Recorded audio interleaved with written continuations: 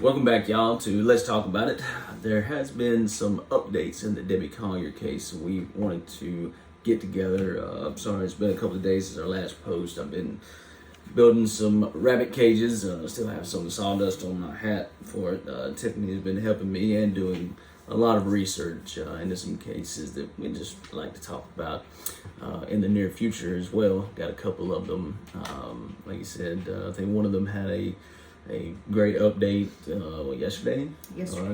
So anyway, we'll get back into the Debbie Collier case, which is the one that we've been covering since we started. And like I said, we plan on moving on to some more in the future. But before we get started, we want to make sure that everybody understands this is for entertainment purposes only. We do not know the family nor the friends. We simply listen to the things that we hear and offer up our opinion about it. So, having said that, I'll let my beautiful wife take it away. We did get some updates in the Debbie Collier case. Like we said the last time we were on, they were maybe thinking of going in a different direction, that this could have been accidental or a self-harming and unaliving situation. Yeah. Which we kind of scoffed at openly. Did. And, well, more so at the accidental, and that did we scoff prematurely? I think we did, because I really was totally against that. This is an accident. And now I think it was. Right. Well, and that's what we do. We get together and talk about things. So, like you said, we're bound to miss. Well, it was that they went back, they reinvestigated the crime scene, and now they have found remnants of a gas can. So, and there was gasoline on her clothing that she had been wearing that day. So I don't know why she would have built a fire.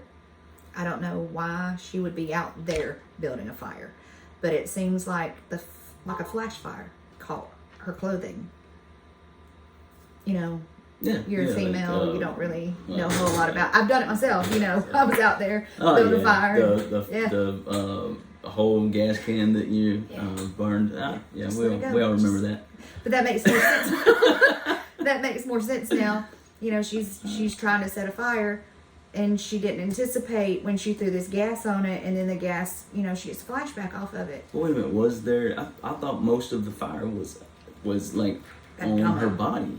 She was partially charred, and it was most of her abdomen.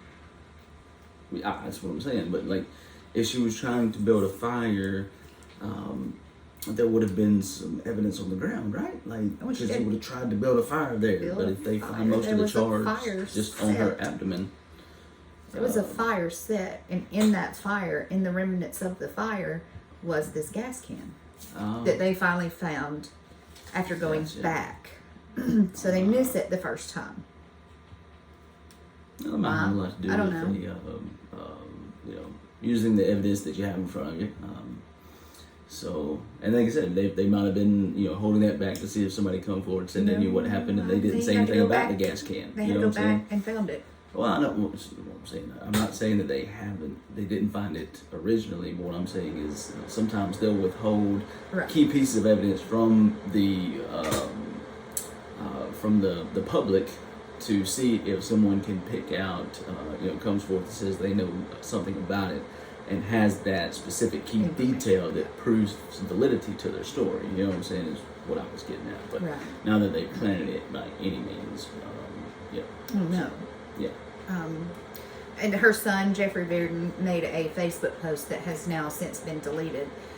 But before he deleted his Facebook post, the New York Post made an article about this post that he made. And in the post, basically he was saying that, he was looking for information from Habersham County, and he called and spoke with the police chief there, or the sheriff, sorry. And that during this conversation, he was telling them, my information's been leaked, my family's really taking a hit here, can you give me any updates? And the sheriff was just snickering at him, and even made the comment, I'm not trying to hang up on you. It's just weird. Why would he be laughing at him? This is not a laughing situation. This is not.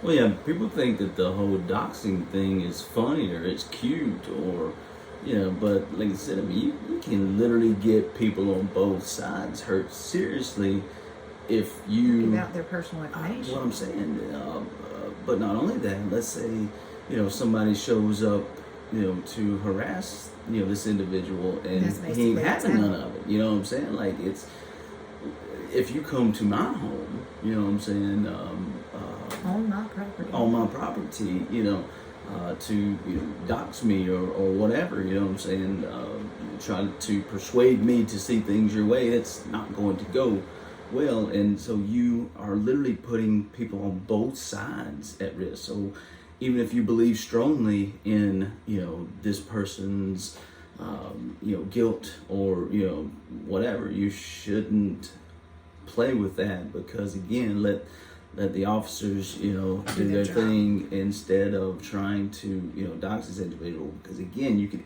get the people that go out there to talk to him, confront him, whatever. You can get them just as much, trouble physically and, lawfully as well. So, yeah. I know everybody has questions. I know everybody wants to be the first to get the story and have some new information, but these people are grieving in a unexpected way. Respectfully. I mean, that's what he's asking you not to do. He doesn't get back to you, want to deal with that right now. Yeah. I mean, they need time to heal and process and, go through mourning, and they're not getting that time. It's been a media storm. So anyway, we'll get off of our soapbox now. But while I was, I did, when he had the Facebook post up, I did, comment on his post, apologize for his loss, let him know that our prayers was going out to him. But while on the post, I was reading some of the comments, and God, I hate, since it's been deleted, I went back and I was trying to get that information. There was a lady whose mother passed away in Habersham County. And there was a lot of similarities, and that's why she was sharing the story with Jeffrey. She was saying, look, and I think it was back in 99, 2000, that her mother passed away in this similar manner. And there's going to be, like I said, this is entertainment purposes only. We don't know these people.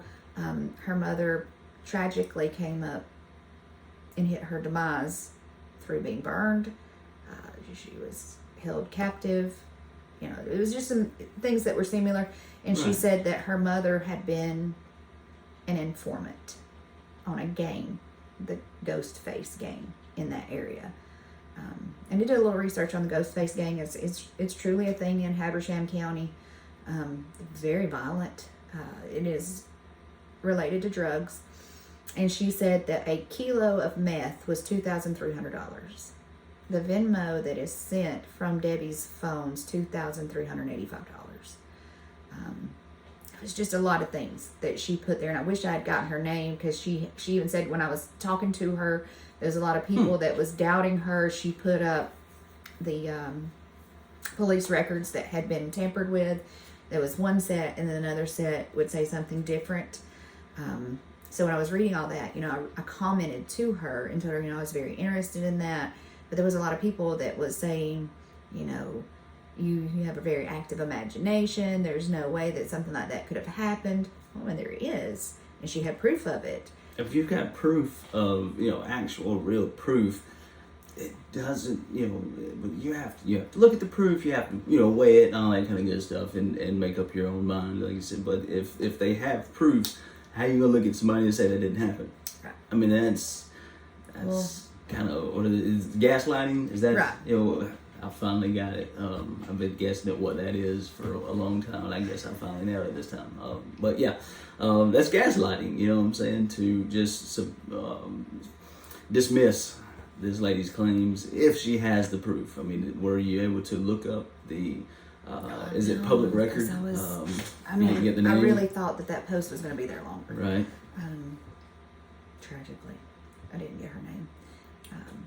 I went back and tried through some of the other posts to see if I recognized her face, but I couldn't. If any of y'all saw that, please let us know in the comments. I mean, we would like to, just try to look into that and see if there are some similarities. There was. The mom was missing. They found her. She was burned. And then they told her that it was a unaliving. And she's been really pressing it ever since then. And just from what I gathered when I was reading it in the post, it was a really long post. She's been pressing it ever since then that, the information that she got did not show an unaliving. Her mom, I guess the way I figured, from reading it and just making some assumptions, she didn't actually put it all out there. She kept saying, you can go to my page and it's all here. That her mom lived close to what would have been assumed a drug house. And she becomes an informant. And from becoming an informant, she ends up meeting her demise. And it gets labeled they wrote it self-inflicted. Yeah. A self-unaliving. So that would be, it would be nice if we could actually, get that name. So again, if anybody, saw that, just leave us that name down in the comments, because we would definitely like to look into that some more and see if there's anything we can find to bring to y'all, so we can talk about that as well. That would be very interesting. Once is random, twice is a pattern, right? And it's just, I didn't even know there was a Ghostface gang in Habersham County until she said that. But I did look it up, and they've arrested people affiliated to this Ghostface gang. Yeah. And any time that you've got a situation with informants, and things can get real sticky real quick. We've all heard the and I don't know if maybe the rhymes right. about snitches and other things. Yeah. I don't know if Debbie kind of got into a situation like that. Right. I mean, she might have thought she was helping her daughter and her son-in-law. Her soon-to-be son-in-law. Yeah, my bad. So, like I said, I mean, I know there's nothing that I wouldn't do for my family. You know what I'm saying? So, she might have got into a situation like that and had similar actions taken against her. So I said that would be very interesting to find. Which would make sense of why she's so far from home. Yeah. She thinks she's going to meet up. She's going to do this deal, gather some information, take it, which would get her daughter out of the situation of owing some money or whatever. And then she realizes at the last minute, it's not going to happen. It's not going to go the way she planned it. And then she sends this coded message so that Amanda will know this is what happened. And maybe she even told Amanda. I don't, because they're afraid now. I keep going back to that. Since gathering that information, I keep going back to the interview with the boyfriend, Andrew, where he says, we're afraid. We've barricaded our doors, we've barricaded our windows. So you don't usually go that route. If there's an accident, if there's an unaliving, you've got to know some particular information that makes you that afraid. Right. You have to know that there is a perpetrator, / predator that is still out there for you to be afraid of in order to have your, flight instinct, right? You know what I'm saying? Kick in. So, yeah. Makes absolute sense. And, maybe that is a connection to what she bought that day. Yeah. And maybe that's a connection to where and why she's close to a rehab center. Yeah. We pointed out the amount being the exact amount for, probation. Now we found out that, it's just a little over the price of, a unit of measure for a designer drug. Which was called out on the original police report. So, several things there fit. So, absolutely. Or, maybe it's all the same. She's gathering information to be an informant, which will get these people off the street, away from her daughter. She goes, they're going to teach her how to make something, and they're there in the woods with hiding chemicals, with chemicals. I don't know, what chemicals require gasoline unless there's a generator involved. And then they're going to make a fire and show her how to. I don't know. Maybe that's too far. I don't know. But I think that it does make a lot of sense after, you throw all that away. I don't know why she would be making a fire. But she's making this fire. She throws gas on it. The flashback gets her. And then she's trying to put it out. And that's why she's going up the hill. She's grabbed a hold of the tree. There's smoke in the nose at this point. Yeah, so in the nostrils. So again, we know that she was alive when the fire was started. Yeah. So, and obviously, when her shirt caught on fire, that's crazy. Which would make sense. And then whoever's there with her, they see this happening. They don't know what to do. They take off running. The bullet drops. I don't know. There's a lot of things that are just really too many what ifs still. Yeah. We really need that toxicology and autopsy report. They still haven't released that information. And maybe they're not planning on it. Maybe they're holding a lot of things close to the cuff still. I don't think that we're going to get a lot of information quickly on this case. I think it's going to take some time. But that's all I have on Debbie Collier. At this moment, my deepest condolences go out to Jeffrey. Oh, sorry, that was the other thing. On the day that she sends the Venmo, right after she sends the Venmo amount, she does send Jeffrey a text that says, "I love you." He didn't receive that text. It didn't deliver. Andrew has been, the boyfriend, he's been all over social medias and YouTube making comments, and he said the reason that the text didn't deliver is because he had his mom blocked. There was some tension between them. He had blocked his mom's number. I don't believe that. Just looking at his Facebook, he really she could have been loved his just out of service. I know there's plenty of times where I, try to send a message, and I'll go back later on. It says failed to send because with all the traveling that we do, going through, all kind of dead zones, especially her being out there at the park. Like I said, come on. I believe he really loved to read into it. Right. You know what I'm saying? So, again, we're not bashing anyone for saying what they think. Again, just our opinion on this individual's take. So that's literally what we do is just get together and talk about things. So there's. Well, I don't think Andrew cares for Jeffrey. I think that everybody in this family, from what I've gathered, was trying to get Amanda away from him. I'm sorry. And I think that's why Jeffrey let her come live there. Maybe it's tied to this case. Maybe she owes this money. There's these things that are going on. They move her out of town. She moves in with Jeffrey. He's a great guy. He's a social worker. He's got his head on straight. and he's just trying to help being her. A social worker, he has connections that to help people in tough situations, and maybe that's what he was trying to do was reach out and help his stepsister? No, it's his sister. His full sister. Which I have so many halves and steps and adopted and all that. So I always ask. But anyway, having her come up there along with him and try to get them through a rough situation. Well, no, Andrew didn't go. Oh, okay. He stayed back and he was living with his grandmother in Commerce. Well, that makes even more sense then.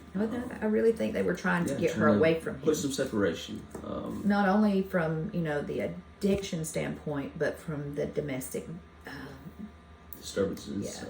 Between them, the violence that was going on. Issues. Which wasn't just on Andrew's side. She had these issues with other people that she dated. Right. And so did, he. I think so. I think that's what we said I think so. Originally, during the first during the first video. I think I remember recalling that he did as well, but I know they did together. Yeah. They had some violence issues and then between she them. had some from previous as well. So I really think that there was as well. a lot of love between this family. And it just Between Jeffrey and his mom and Amanda. They're this close knit. They literally try to do what they can to help one another, and then tragically, an accident or otherwise, removes one of them. And just, it's so hard to get over, addiction and things like that when everything is going well in your life, much less when you have a death, under mysterious circumstances, or not even. It doesn't matter. It's so hard. after that to really pull through. So we're our prayers go out to them, and Absolutely. if there's anything that we can do to help, and we don't say it if we don't mean it. So Absolutely. And then I just wanted to touch on the Delphi case. I know we never got the opportunity to cover it yet. that's one that I'm really interested in. I mean, again, they had some new information. Can you give us just that? Can you say, hey, you know what, what happened yesterday, which was the newest piece of evidence? Abby Williams and Liberty German on February 13th, 2017, they come up missing, and unfortunately, they find that both of these girls have been met their demise after By the hands of someone else. someone else. Yes, their sister, Libby's sister, Kelsey, ends up dropping them off at a bridge that was close to their home in the Delphi, Indiana area. And I don't know. There's just so much to this case. That's why I can't go into it. It's a lot of unpacking. You've Right. been doing a lot of research on this A thing. lot of research on this thing. Literally, And it just there's rocked on for pages 5 and years. pages of notes and information that she's got put together. So I'm really, really excited about it. So basically, I hope y'all to are give excited as well. Just a small snippet of it is that these two girls, they're on the bridge. Libby is cognizant enough, brave enough, that in that moment that they're standing there, they see this guy, he's coming towards them. She takes out her phone and she starts to record. And they have released, I think it's about 5 to 8 seconds of audio and video from what she filmed, which I think was 53 seconds. So we still to this very day have not heard or seen the rest of that video. But in the video, you see a guy, he's coming towards them on the bridge, and then the next thing you hear is guys down the hill, and that's it. Guys down the hill. Guys down the hill. Oh, you hear guys' voices from down the hill. No, the guy on the bridge says to Libby and Abby, guys down the hill. So he it's a was command. instructing them Yes. to go down the. Yeah. And the reason we bring this up Ominous. today, instead of, delving off into that case, is that yesterday, finally, they do have someone that they have made an arrest on, and his name is Richard Allen. And it is a name that was never brought up in the last 5 years. Brand new suspect. Brand new. He has Wow. not been mentioned. And we had Ron Logan, we had Keegan Klein, we had Tony Klein, we had so many people that they were looking at, because we had 2 sketches come out during that time that could have, because Bridge Guy, and that's what everybody kind of started calling him, Bridge Guy. Right. He has a covering on the bottom half of his face, but there were people in the area that Face day. mask. It wasn't I think it was like a scarf or something. But there were Was it people. cold that day? Or It no? wasn't. It wasn't. It was unseasonably warm that day for Indiana. Okay. Was he terribly dressed? Was he kind of like a homeless guy, and he was they No. obviously have to wear a lot of what they carry with them. No. He's just dressed regular. He's got So- jeans on, black shoes, blue jacket, and then he's got like a scarf or something that's covering the bottom half of his face. But there were people in the area that day that did see him without the scarf over his face. So they released 2 sketches of him. One with and one without. To know. Okay. I was Just gonna 2 say, totally different The one sketches. with is going to be kind of pointless. First sketch is like a young guy. He looks between 29 to 40. Next one looks like he's between 40 to 60. Just 2 totally, and they didn't look similar. Like these sketches didn't look similar. But So anyway, there were 2 people involved. Is that what you're saying? I have felt like there's been way more than 2 people involved in this case, but we only see the one. Gotcha. But they had to make sketches based on the information they're getting from people that were there that Right. day. But the guy that they have in custody now, to me, he doesn't look anything like those sketches. His voice sounds similar. There's been some, posts from his wife and his Facebooks, which I'm sure by now have been totally shut down. Big shout out. Has he been proven guilty? They just arrested him Why would they yesterday. shut him down? I'm sure they would shut them down. Their family would shut them down to stop people from digging into them and doing basically what we do.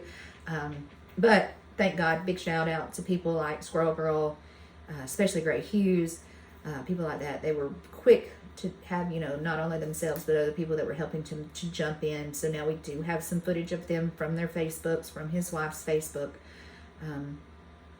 to show him. And there's a snippet of his voice from one of those. And it does not sound like Bridge Guy. Can't say it does, but it does not sound like him. They found the girl's body on Ron Logan's property. He lived next to the bridge. He was an older guy. He ends up telling them that he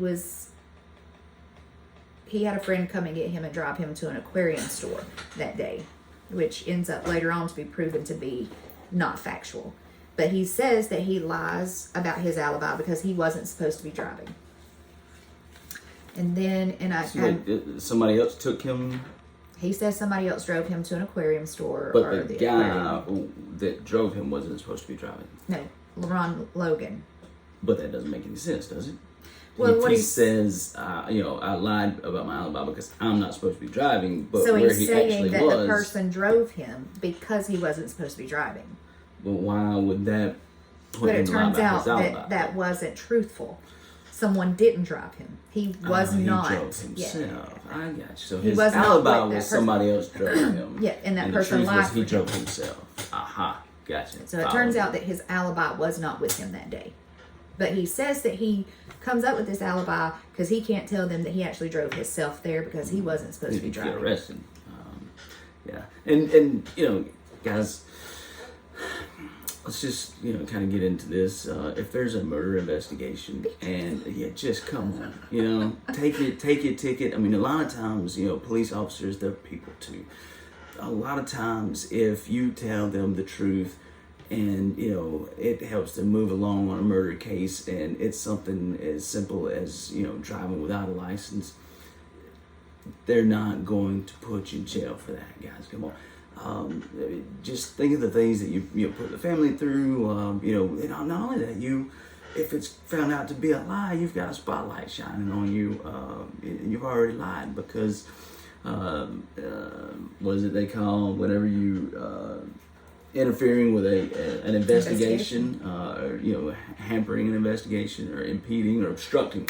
That's the word. Obstructing an investigation is a whole lot worse than driving without a license. So come on, guys, think about that. But in the image, the video footage of Bridge Guy, he has what I would explain to be like an older person's body, someone between 55 and 65. He has a small limp on the right side. When he walks, he's got the smaller, his limbs are smaller than his belly. It kind of hangs out. I really did, for a long time, think it was Ron Logan. I mean, they're found on his property. He lied about where he was that day. He had someone lie for him about where he being with them to create an alibi. But since then, Ron Logan has passed away. And I don't know how Ron Logan passed away yet. I'm still digging and trying to find out that information. I have been super hesitant to cover Delphi. Who was it?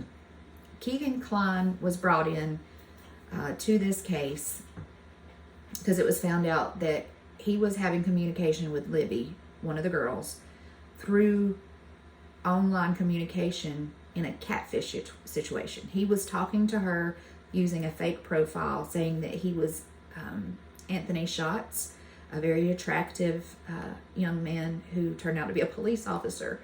Had no involvement in it. Oh, probabilities.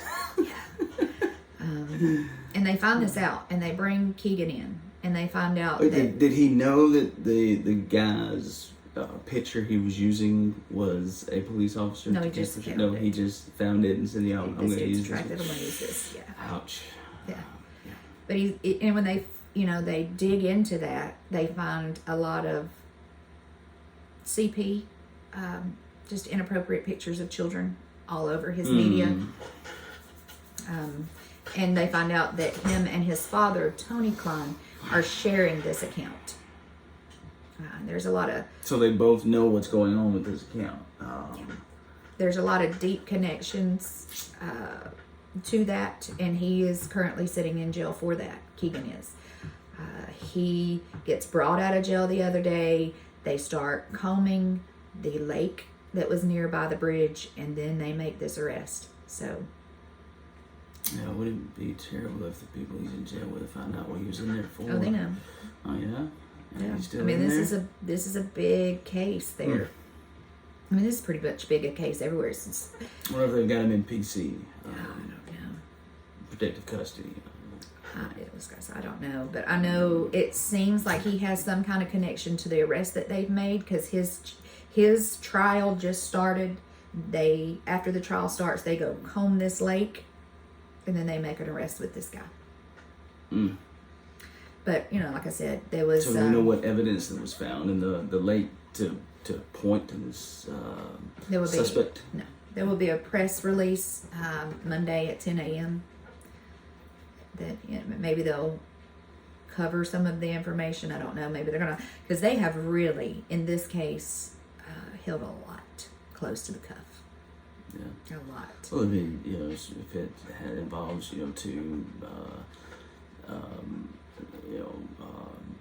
adolescent females, you know what I'm saying, that,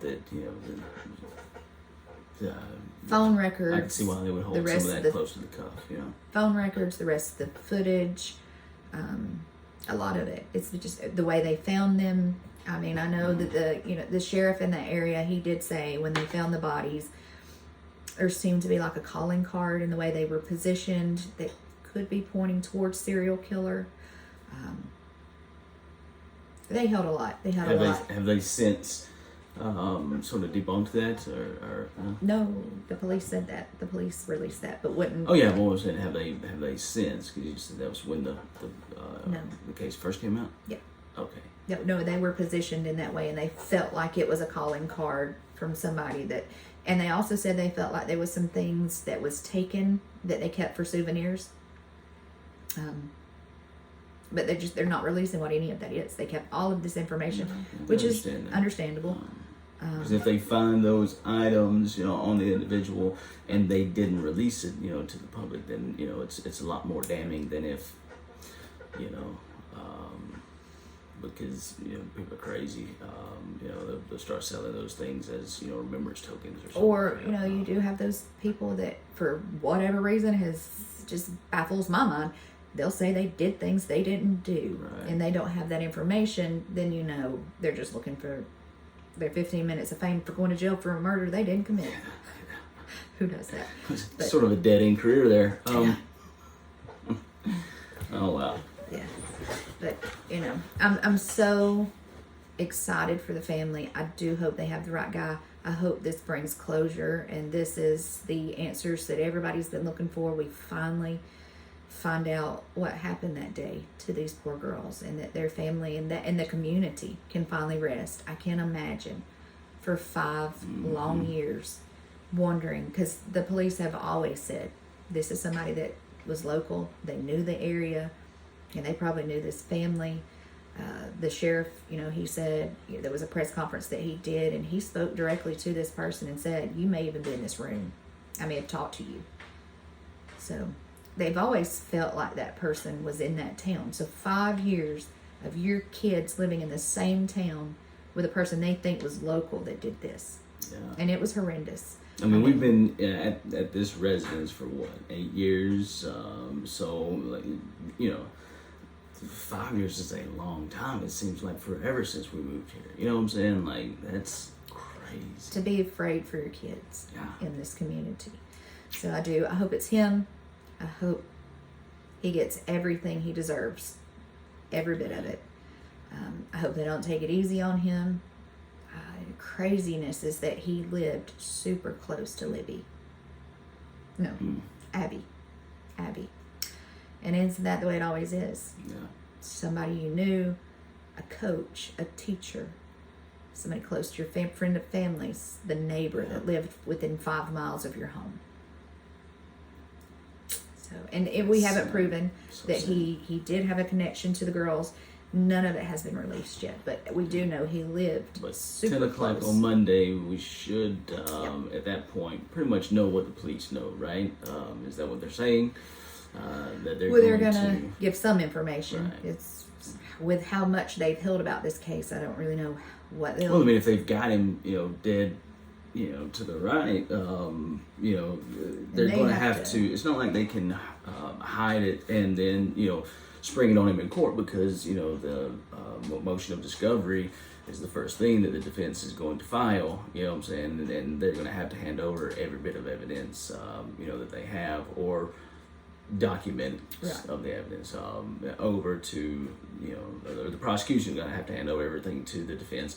So, like I said, I mean, hiding it from us now is sort of pointless, again, if they have him dead to rights. Now, if they're still trying to pad the case a little bit, then maybe they will.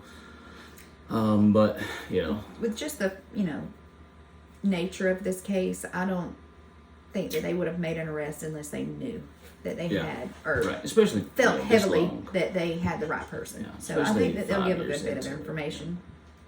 I know they've already, kind of let the family know why they've made this arrest, and they're just asking that people give them some time. Don't reach out to them and try to figure it out. And before time, just wait till Monday.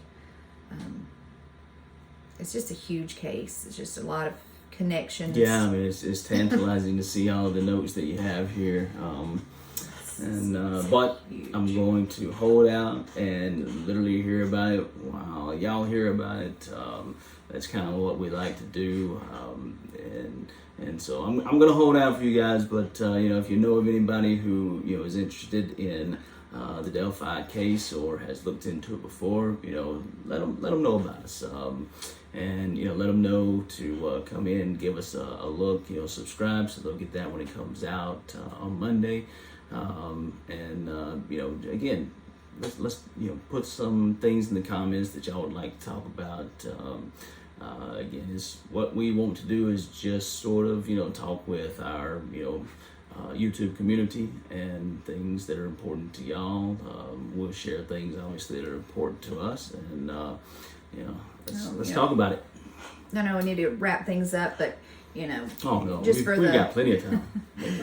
just for the the comment purposes, all along I have felt that there was a tie. I don't even know if I can say this on here, but like human trafficking with the Delphi case. I just think it was a case of human trafficking gone wrong. I think that whoever met Abby on that bridge that day expected her to be alone. They Right. didn't factor Abby was going to be with Libby. And I think that Because that's why again, it's taken so long. she was the one that was talking to this individual Right. online, right?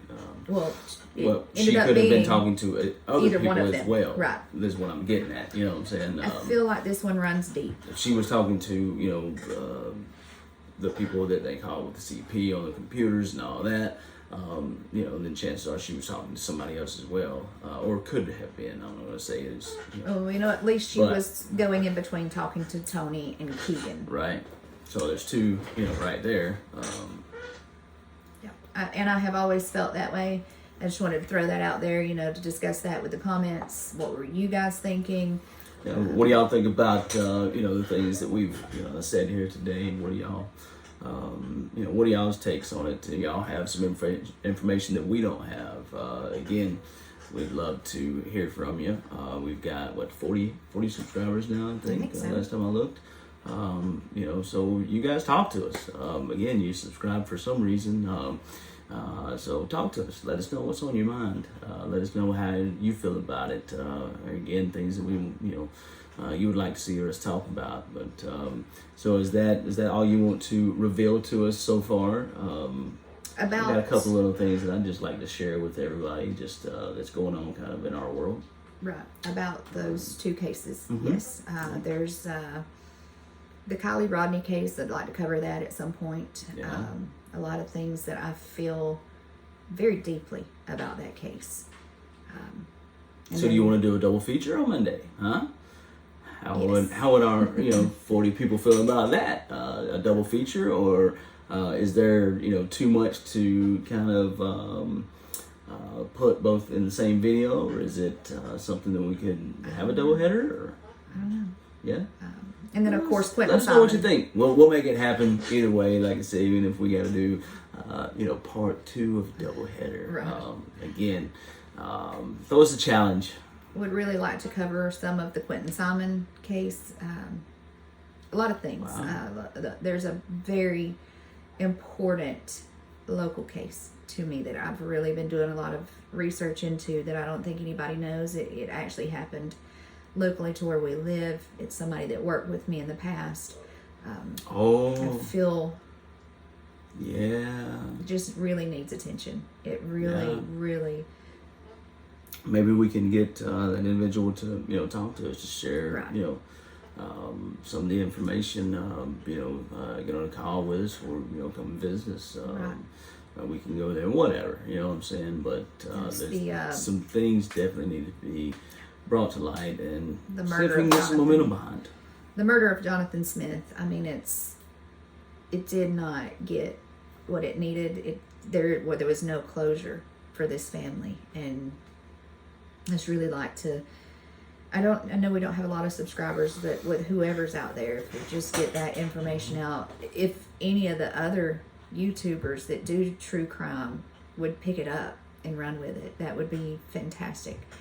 We'll be happy to share the information that we have with you, to try to help this thing get some traction, because again, we do it to help and to get to know our community and things of that nature. So like I said, would love to have somebody else pick it up and or again share us with as many people as you can. So. But so I know you didn't watch the game today. You were busy at the trunk or treat, right? Yeah, I didn't get to see it, but I did hear the score. Where was score. the trunk or treat at? I was at the local church. It was at our church. With Little Man and the bunny rabbits got to go, right? We took one of the bunny rabbits so the kids could play with it. Was it Reese's? Yeah.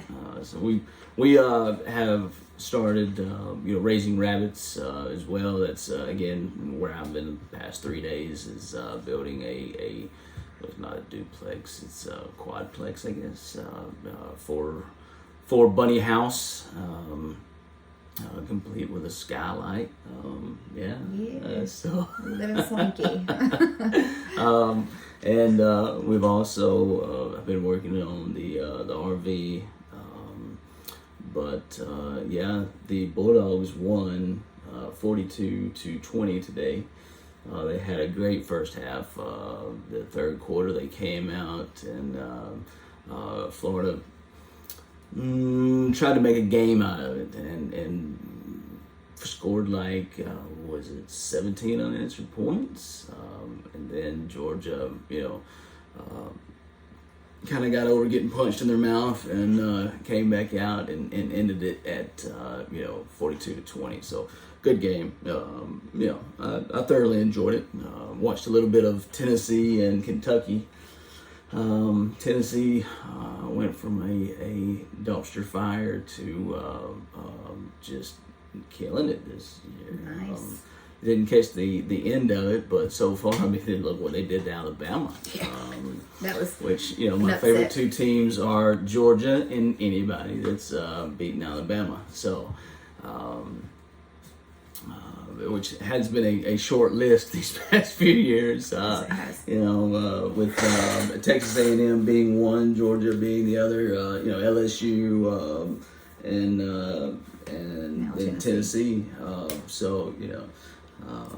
Speaking of Texas A&M, shout out to Matt McDaniel.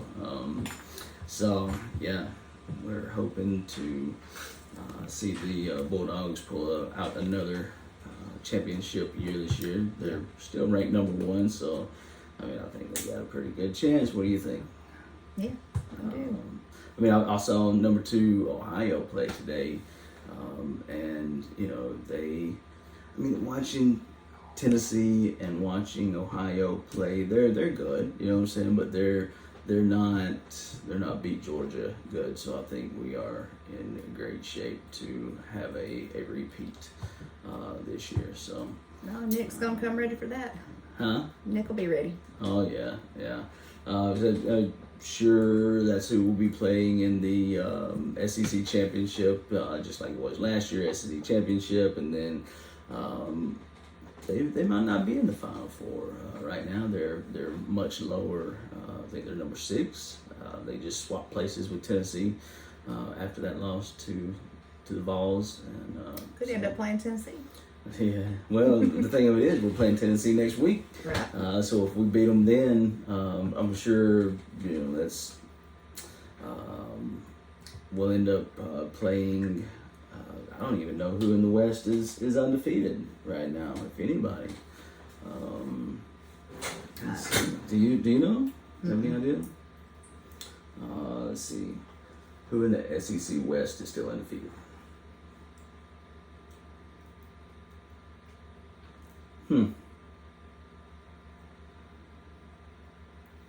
Yeah, nobody. Everybody has a loss over there. And as far as the West, it's just us in Tennessee. So, just saying. So we've got the job coming up down in St. Mary's this coming up week. So we'll be doing the recording remotely. So you guys just hang with us. Remember to like, subscribe, comment. Just let us know what you think and anything that you want to talk about. But until next time. See you guys.